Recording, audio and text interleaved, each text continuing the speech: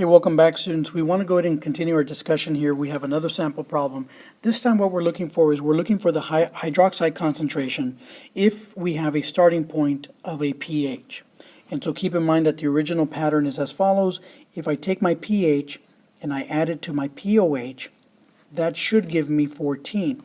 But I also know that I can get to my pH if I start off with a concentration, and that concentration for the pH or the hydrogen ion concentration is going to be 1 times 10 to the negative pH.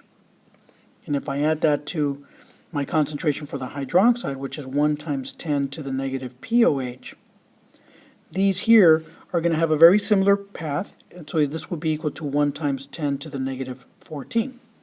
And I can go in between of both of these in that manner. The same thing here. Okay. So here's the pathway that we generally follow, and so if we've got this framework already down, then this is going to be a very simple problem for us. And so what we'll do is we'll work the problem here at the bottom. And so what we're looking for is the hydroxide concentration. So we want this particular value here. And we're starting with a pH value of this. In this particular case, the value is 12. So if we look at this carefully here, when we take 12 and we add it to some number, in this particular the number is x. This should give me 14. And so if I do that, 12 plus some number x is equal to 14. So if you do the math here, subtract a 12 from the left-hand side and do the same thing for the other, that means that your x value here is going to be 2. Now you already knew that, right? But so here our x value is 2. In other words, our pOH is 2. Since we already know the general formula for the hydroxide concentration, I'll just write that down here. I know that if I take this number 2 and I put it into the equation, what I wind up getting is the hydroxide concentration, which should be equal to 1 times 10 to the negative pOH. We already found the pOH to be 2, so that is 1 times 10 to the negative 2. Here is our answer. So what if we wanted to try a different problem? Well, let's take a look at one of those. So here we go. I just rewrote the pathway here just to give us a little bit more space down below. And so let's look at what we've got. We now have a pH that is 5, and we want to find out the hydroxide concentration.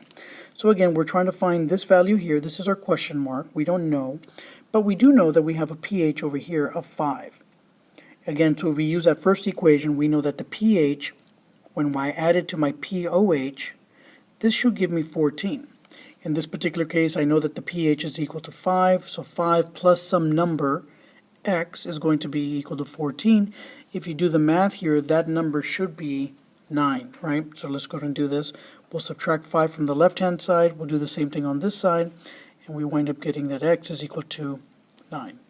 And so this here is your pH. Okay, so I know I labeled it as x, but this is actually equal to pH. Okay, and so since now that, this is my pOH. Let me make sure we get this clear. So this is our pOH.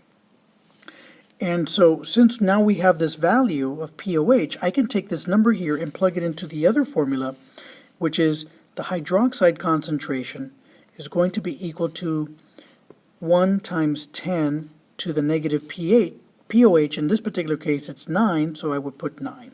And this here is the concentration that I'm looking for. So as you can see, it's fairly easy if we know the flow chart or the pathway. And as long as you know these pathways, the magical thing here, or the thing that you really need to remember, is whether I'm adding pH and pOH, it must be equal to 14. And if I'm using concentrations, the exponents for these concentrations have to be equal to negative 14. Okay, either way, the magic number here is 14. And so if you just keep that in your mind and remember that, you should do fine.